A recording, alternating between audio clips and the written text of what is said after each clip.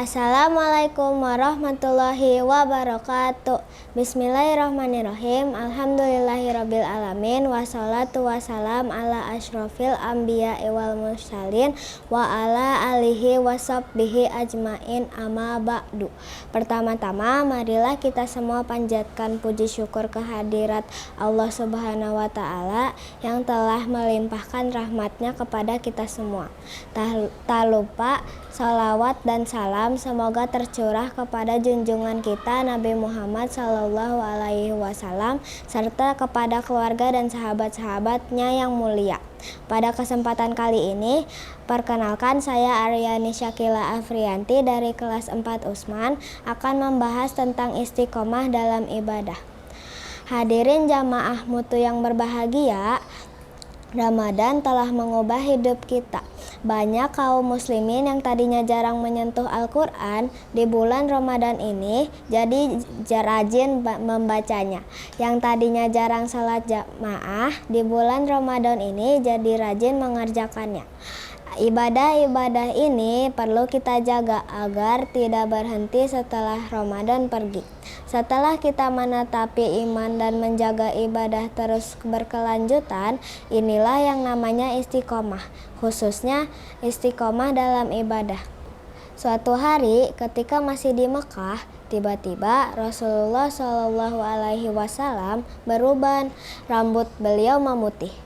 "Mengapa rambutku memutih ya Rasulullah?" Sebagian sahabat bertanya.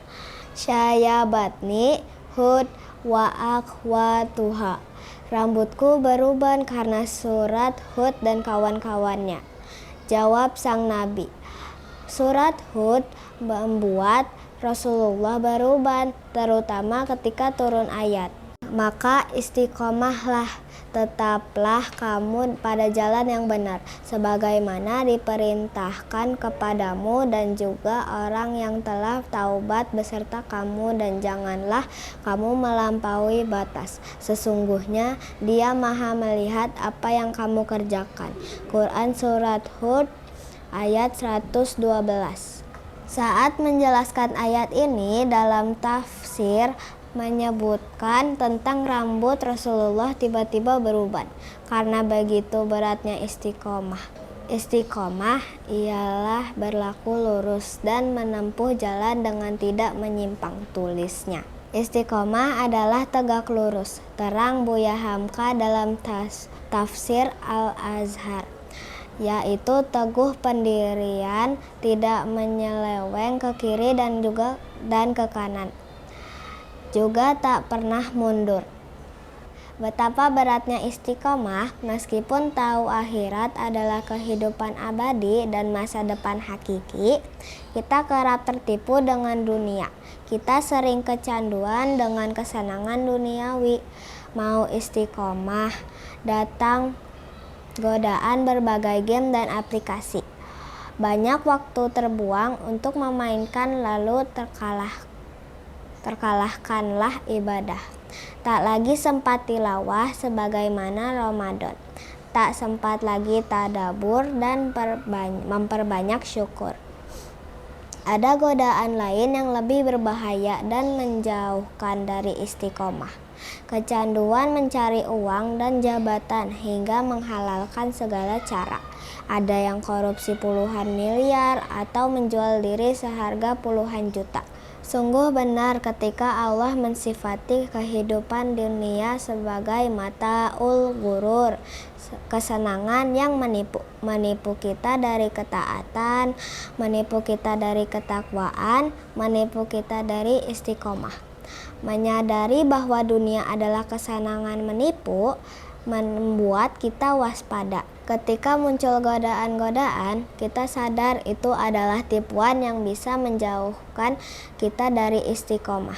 Maka kita pun segera kembali menguatkan ketaatan dan ibadah, kembali meniti jalan istiqomah. Istiqomah itu berat karena berhadiah surga. Kalau ringan, hadiahnya mungkin kipas angin atau setrika. Menjaga iman di masa seperti sekarang memang berat. Istiqomah di zaman yang banyak fitnah seperti ini tidak mudah. Namun, disitulah tantangannya. Beratnya istiqomah akan mengantarkan ke dalam surga, abadi dalam kebahagiaan selama-lamanya.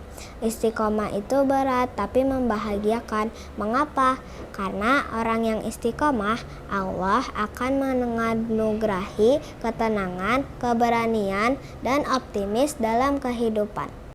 Sesungguhnya orang-orang yang mengatakan Tuhan kami ialah Allah, kemudian mereka meneguhkan pendirian mereka, maka malaikat akan turun kepada mereka dengan mengatakan, janganlah kamu takut dan janganlah merasa sedih, dan gembirakanlah mereka dengan jannah yang telah dijanjikan Allah kepadamu.